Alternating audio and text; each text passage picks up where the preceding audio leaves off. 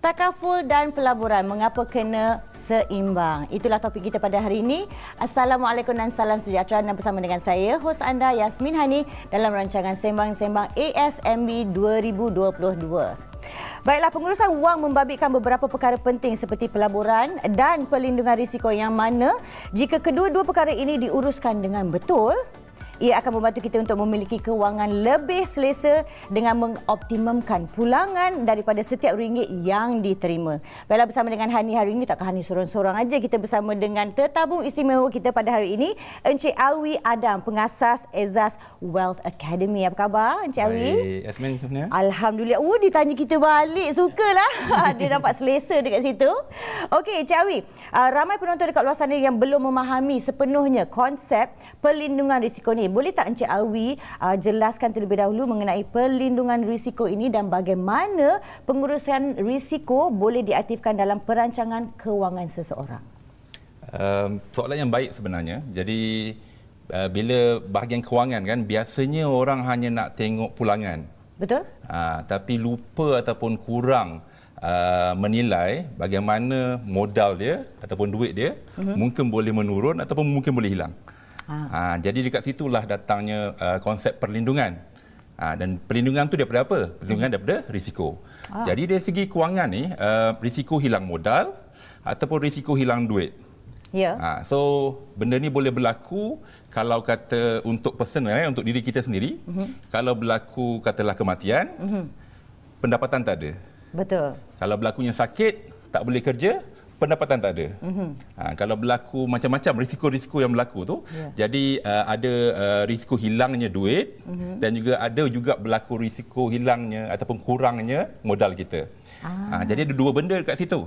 Satu, kalau kita melabur, modal kita boleh menurun, dan juga kalau kita tak buat apa pun, kita sebenarnya terdedah dengan risiko yang mana boleh menyebabkan kita hilang pendapatan dan juga tak mampu bekerja lah.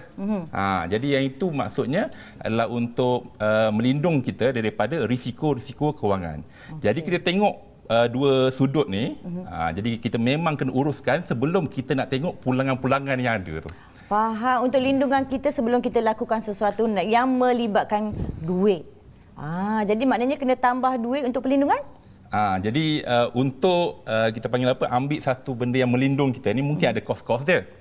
Jadi biasanya kita akan gunakan insurans ataupun takaful. Tapi kita kena ingat, insurans ataupun takaful ni dia melindungi kita daripada risiko yang sebenarnya kita tak boleh elak. Betul. Contohnya kematian kan. Betul. Kita tak tahu bila kita nak mati. Betul, hilang keupayaan. Hilang upaya, kemudian sakit. Semua benda ni sebenarnya kita tak boleh nak kawal. Betul. Jadi kita kena ada satu instrumen yang akan melindung diri kita daripada terkena benda tu. Faham. Okey. Jadi boleh Encik Alwi kongsikan bagaimana pula caranya untuk memilih produk perlindungan risiko yang sesuai dengan keperluan seseorang individu dan pada masa yang sama tidak membebankan. Kita nak melabur tapi kita kena bayar duit lebih untuk perlindungan. Jadi boleh Encik Alwi menasihatkan? Kalau harta kita pun ada perlindungan ataupun ada insurans dan juga takaful, maka diri kita pun kena ada benda yang sama. Orang cakap takkan tak nak sayang dia sendiri kan? Betul, betul. Jadi nilai harta kita dilindungi dengan insurans takaful. Nilai diri kita perlu juga dilindungi dengan takaful. Kalau kita tak ada, apa berlaku kepada isteri kita, keluarga kita. Jadi kalau kita faham dan juga daripada sudut kita treat benda yang sama, kita sebenarnya adalah satu aset yang sangat berharga. Betul. Jadi memang kita kena ada insurans dan juga takaful. Jadi kalau kereta apa semua ni kita panggil sebagai insurans am ataupun takaful am, memang wajib kena ambil. Betul, okey. Yang untuk dia sendiri ni tidak diwajibkan oleh sesiapa, tapi kita kena treat benda yang sama pun sebenarnya wajib ambil. Iaitu takaful keluarga. Kalau duit berkupuk-kupuk tak payah ambil pun tak apalah kan? Betul. Kalau jadi apa-apa kat kita, memang confirm ada duit boleh bayar hospital ke, ataupun family kita memang dah terjamin, selamat, tak perlu ambil. Tapi tak semua orang macam tu kan? Betul. Jadi kenalah ada perlindungan yang macam tu. So takaful keluarga melindungi daripada risiko kewangan kalau yang cari mata pencarian tu tak ada. Sama ada dia meninggal dunia ataupun dia sakit. Dia sakit.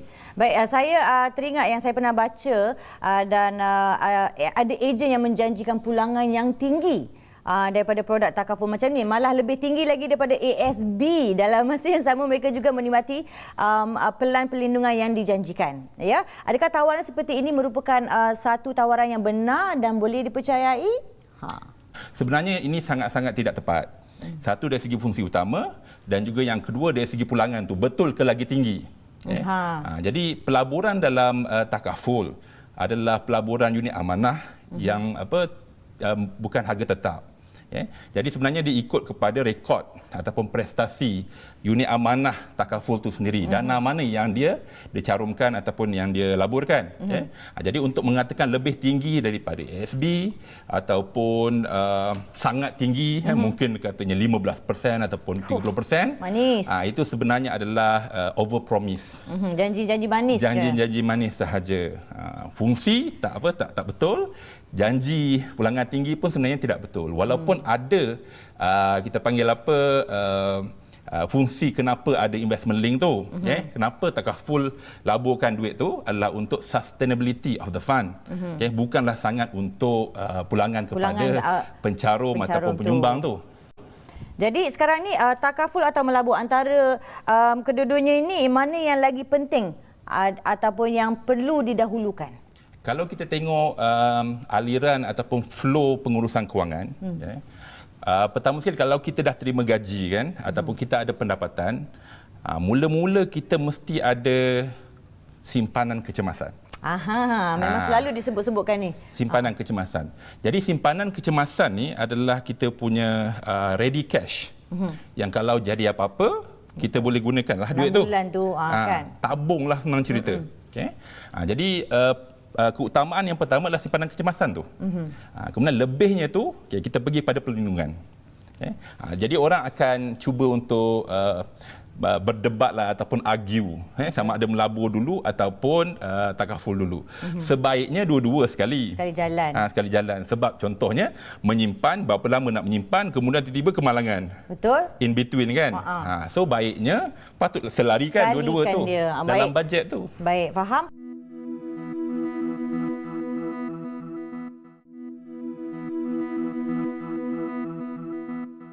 Katakanlah saya ada simpanan sebanyak RM200 setiap bulan yang saya boleh ketepikan dulu. Adakah ianya cukup untuk saya melabur dalam ASB dan mengambil takaful? Sebab setengah orang tiap-tiap bulan dia cukup-cukup je gaji dia kan. Tapi ni saya ada 200. Cukup tak untuk dua-dua ni?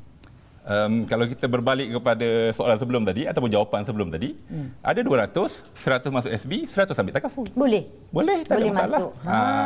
Walaupun takaful tu nampak 100 saja, dah itu yang kita mampu. Betul. Ambil yang mampu dulu. Lama-lama yang melabur tu dapat duit lebih, kita masukkan lagi. Betul. Faham. Jadi jangan ragu-ragu, jangan tunggu-tunggu walaupun sikit, asalkan ada.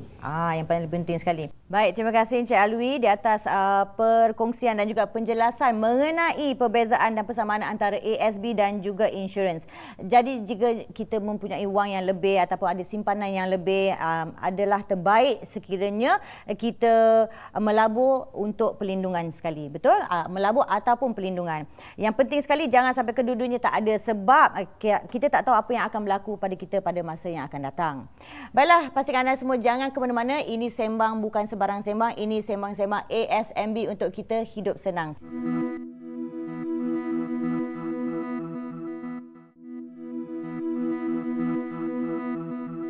Baik, kita masih lagi bersama dengan Encik Alwi Adam. Tapi sekarang ini kita ada seorang lagi tetamu yang istimewa yang akan kita tampilkan. Encik Muhammad Fazli bin Baharudin merupakan Agency Director Gemilang Empire, Zurich Takaful Malaysia Berhad. Selamat datang Encik Fazli. Terima kasih sekali lagi tetap undangan. Sihat ya?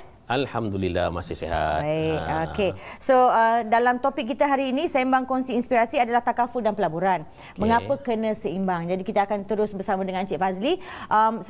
Kita semua nak tahu sebagai seorang yang dah lama berkecimpung. Baik Encik Fazli, dalam dunia pelindungan takaful ni, apakah pendapat Encik Fazli mengenai kepentingan memiliki pelaburan dan juga pelindungan takaful secara serentak? Okey. Untuk memiliki pelindungan takaful dan juga pelaburan melalui apa-apa instrumen pelaburan yang sah, sebenarnya dua-dua ini pada saya adalah penting. Ya, dua-duanya adalah penting kerana fungsi dua-duanya itu berbeza. Fungsi dua-duanya itu berbeza. Takaful itu lebih fungsi asasnya adalah perlindungan. Adapun instrumen pelaburan yang sah ini fungsi asasnya adalah pelaburan untuk kita wujudkan satu dana selepas persaraan kita sekiranya kita bersara, walaupun ada EPF kan, tapi EPF tu kita faham kadang boleh keluar dan sebagainya. Okay, jadi pemahaman masyarakat tu mereka lebih suka melabur. Tapi dua-dua itu penting dan kalau pada saya kita perlu ada dua-dua instrumen ini untuk kita menguruskan keuangan kita ketika kita masih sihat dan mampu bekerja mencari pendapatan. Sebaik-baiknya kita cuba wujudkan dua-dua ini sekali. Serentak sekali Serentak sekali. Jadi pernah tak Encik Fazli berdepan dengan insiden di mana adanya pelindungan takaful membantu Encik Fazli untuk bangkit semula dengan lebih pantas kerana adanya pampasan tanpa perlu menggunakan wang pelaburan? Allahu Akbar. Alhamdulillah sekarang ni walaupun saya dah bergiat dalam industri ni 18-19 tahun, masih lagi saya belum menggunakan apa-apa klaim. Satu sen pun tak pernah klaim lagi dengan mana-mana syarikat takaful. Alhamdulillah. Dan itu sebenarnya kita nak. Bukan kita mencarum dalam perlindungan takaful, kita nak sakit atau sebagainya. Kita sebenarnya nak sihat. Tetapi fungsi pengurusan risiko ataupun perlindungan takaful itu ialah digunakan sekiranya berlaku sesuatu musibah ke atas kita. So, tapi cumanya di bawah akaun atau pelanggan-pelanggan yang saya uruskan, ramai yang dapat kita uruskan dan contoh yang terbaru kira-kira 1 tahun lepas, ada pelanggan saya yang diuruskan tu bukan seberang orang lah, maksudnya dia seorang peguam yang mempunyai firma guaman sendiri dan mencarum takaful. Alhamdulillah. Jadi ketika berlaku dia beraksident, kaki dia habis. Kaki dia habis tapi dapatlah, tapi masih berjalan lah. Tapi cumanya perlukan rawatan itu menyebabkan dia terpaksa MC selama 8 bulan. Wow, lamanya ya Allah. 8 bulan bayangkan Jadi kita tahu kalau nature pekerja seorang peguam ni, kalau dia pergi menguruskan kes di mahkamah baru dia akan ada pendapatan. So kalau tidak menguruskan kes selama 8 bulan, maknanya tidak ada pendapatan untuk dia. Betul. Di samping kos yang dia perlu lalui, perubatan, pembedahan, ulang alik hospital, masuk besi. Kemudian Allah Sayang Muhammad keretanya habis. Dan tanpa pendapatan selama 8 bulan. Peguam ini bekerja sendiri. Okey, jadi untuk Encik Fazli, berapakah yang diperuntukkan setiap bulan untuk tujuan perlindungan takaful dan juga pelaburan? Ini termasuk keluarga Termasuk keluarga. Takaful keluarga. Tak payah bagi amount RM lah ya. Tak kisahlah. Roughly apa orang kata rough figure je lah. Saya peruntukkan satu bulan 25% daripada pendapatan saya untuk perlindungan saya dan keluarga termasuk pelaburan. Termasuk pelaburan, yeah. 25%. Jadi kita semua boleh fikir-fikirkan. Sedangkan Encik Fazli sendiri dah peruntukkan 25%. Berapa peratuskah yang kita peruntukkan daripada pendapatan kita sendiri? Saya nak kena congak juga berapa persen sebab tak pernah kira berapa peratus kan. Ada, memang ada. Dua-dua memang ada. Tapi tak tahu sampai berapa peratus. Maknanya itu adalah untuk mendapatkan dari segi keselamatan, dari segi pencen nanti. Betul? Ya, betul. Bersara dan untuk betul. Keluarga sesemua sekali. Ya, betul. Faham. Untuk individu kalau boleh 10 lah. Okey. Untuk kita saja kan. Untuk kita saja 10%, termasuk dengan keluarga dan perlindungan semua sekali 25%. Baik, faham. Dia antara 10 to 30% saja. Jangan lebih. Kalau banyak. Kalau lebih nanti tak makan pula, nanti miss. Baik. Lebih tu kena yang melabur tu kena ada juga. Jangan bayar yang perlindungan saja pula. Betul. Sesuai seimbang tu. Ya, betul. Nak kena buat duit juga atau kita nak duit bekerja untuk kita balik juga kan? Betul. Jadi Encik Alwi, seperti mana pengalaman yang dikongsikan oleh Encik Fazli sebentar tadi, adakah langkah-langkah yang diambil oleh Encik Fazli itu sebenarnya cukup untuk melindungi kewangan diri dan juga keluarga dia? Jadi contoh yang telah diberikan oleh Encik Fazli tadi sebenarnya contoh yang tepatlah. Sebab nampak kepentingan untuk melindungi risiko tu. Jadi kebanyakan orang salah faham, dia kata tak kena kat aku lagi tak apalah. Betul. Tapi bila kena tu barulah orang cakap menyesal ke. Betul. Apa semua. Kita sebolehnya kalau nak uruskan kewangan ni, kita uruskan kewangan, jangan menyusahkan orang lain. Okay? Cari duit sendiri. Kalau jadi apa-apa, biar kita bergantung pada diri kita sendirilah. Perancangannya apa? Ambil lah takaful ni. Jadi apa-apa kat kita, yang kes peguam ni tadi, dia tidak pernah terfikir pun yang dia akan aksiden. Betul. Dan masuk besi ke apa Masuk semua besi. tu. Ingat kalau setengah orang aksiden, okey sikit-sikit je. Tapi ni sampai macam tu sekali kan? Kita tak boleh pilih pun nak patah kat sini ke, nak patah sana ke. Tak boleh nak pilih. Itulah namanya risiko. Jadi kalau dah kena tu, barulah kita tahu kan. Jadi benda ni risiko yang kita tak boleh nak kawal, tak boleh nak kontrol ni. Inilah fungsinya takaful ni. Adakah itu tips daripada Encik Alwi kepada semua penonton dekat rumah sana atau ada nak tambahkan lagi? Bila kita nampak yang seimbang ni kan, saya nak bagi analogi lah senang untuk kita faham kan. Kalau kita bawa kereta, kita punya tempat yang tekan guna kaki kat bawah tu ada berapa banyak biasanya lah. Ada 3. Ada 3 untuk yang manual kan. Tapi ada 2 lah biasanya. Melabur ni tekan minyak tu, throttle. Okay. Kalau jalan lurus je, kita biasa tekan minyak je lah kan. Betul. Ataupun buat auto cruise. Okay. Tapi adanya brake kat situ yang untuk tekan kalau tiba-tiba ada kucing melintas. Kalau tiba jalan tu bengkak-bengkok. Kehidupan kita ni bukannya garis lurus. Okay. Ada turun naik dan macam PKP ataupun COVID-19 ni kan. Betul. Mana ada orang tahu benda ni? Betul. Tiba-tiba ada kan. Tak boleh bau pun. Tak boleh bau pun. Even dah berlaku dekat dekat negara China Disember, kita masih lagi tak sangka kita kena. Tapi memang semua kena. So, melabur tu yang tekan throttle tu lah.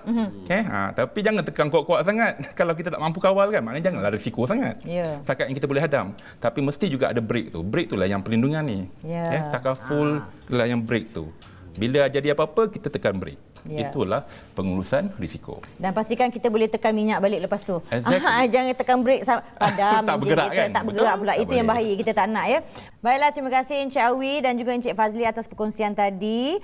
Kesimpulan daripada perbincangan kita pada hari ini sebenarnya dalam episod ni adalah kedua-dua takaful dan juga ASB adalah elemen paling penting yang saling menyokong kelangsungan kewangan kita untuk jangka panjang.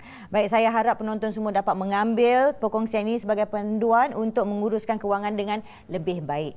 Jadi sebelum kita balik, selalunya lah kita ada bagi memento untuk kenang-kenangan kepada dua orang guest kita pada hari ini. Jadi Soya, dipersilakan Soya. Wah, terima kasih. Wah, ini Encik Muhammad Fazli. Serupa tak rasa? Rasa macam gemuk sikit ni. Orang cakap orang gemuk lambat tua. Terima kasih. Terima kasih. Minta dapat bawa balik tak? Hang dekat wall ke tidak ni? Ini Gantung kat mesti dinding. letak dekat belakang office. Dalam office. Bilik dalam office tu. Saya happy saya. Terima kasih. Baik, bersama-sama lagi kita pada minggu depan kita akan membicarakan macam-macam lagi topik. Ini sembang bukan sebarang sembang, ini sembang-sembang ASNB untuk kita hidup senang. Jumpa lagi minggu depan. Assalamualaikum.